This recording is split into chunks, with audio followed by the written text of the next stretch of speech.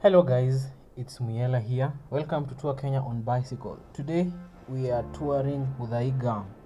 Muthaiga is one of the most affluent neighborhoods in Nairobi, Kenya, and also in the whole of the country, in the whole of Kenya.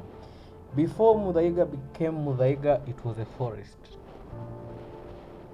And after the forest, Muthaiga was a dairy farm.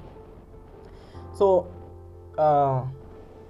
Muthaiga is one of the most expensive places to rent and buy land currently in Kenya.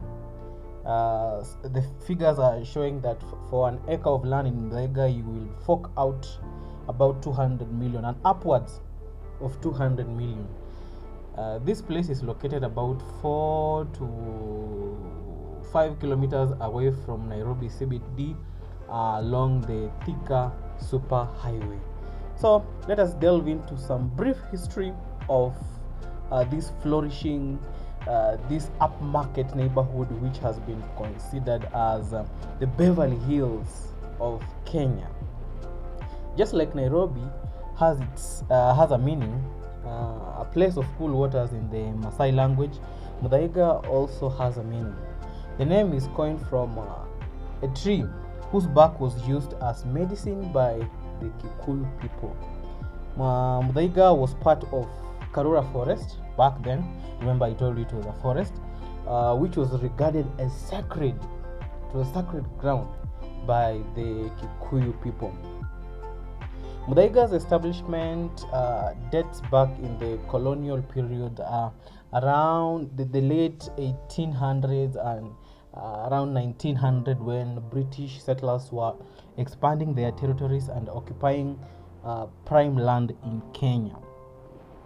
In 1901, one of the settlers who had arrived in Kenya was Frederick Baker.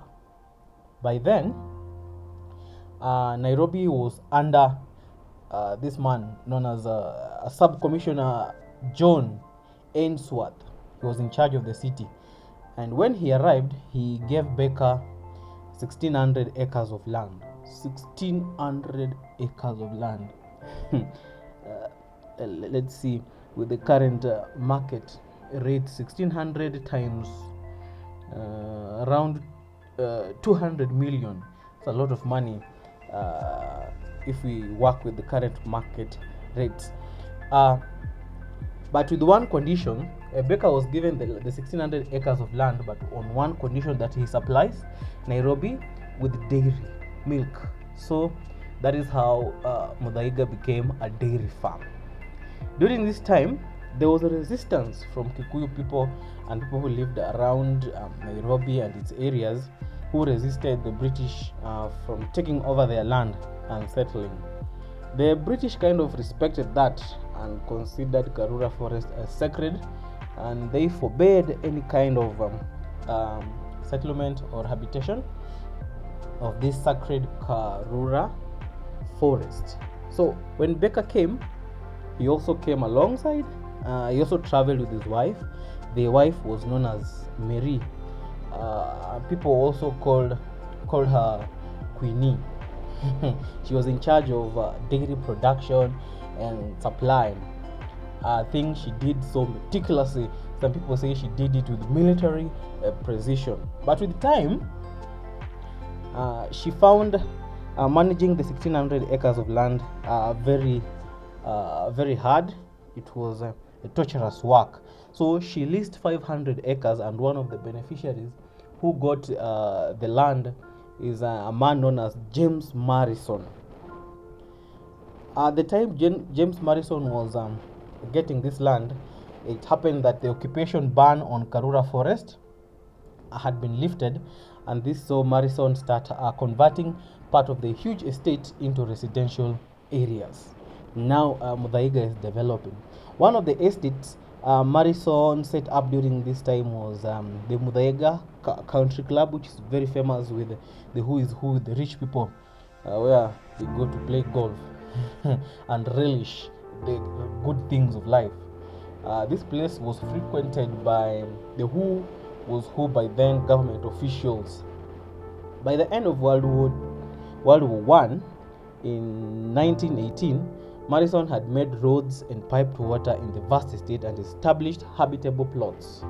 He was dividing them according to how he wished, but he used to follow a very strict architectural design of dividing land, and it was a flourishing township by the 1920s.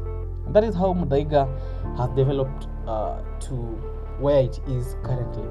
So at the moment, some of the people you've heard who inhabit these areas are big people, prominent figures like Jimmy Wanjigi, Mwai Kibaki also has the late President Mwai Kibaki also has estates here. Manu Chandaria, one of the billionaires in the country, has land and estates in Muthaiga. Gina Kenyatta also has residence and property in Muthaiga. The house that the Bakers left, the Bakers left Kenya at around 1916, between 1912 and 1916, because the old man was developing some health issues. The house that they used to occupy is now Gertrude's Children's Hospital. I think you've seen it somewhere in the video on the right. So thank you guys, thank you for your time, and welcome back once again when I prepare for you something different. Bye bye.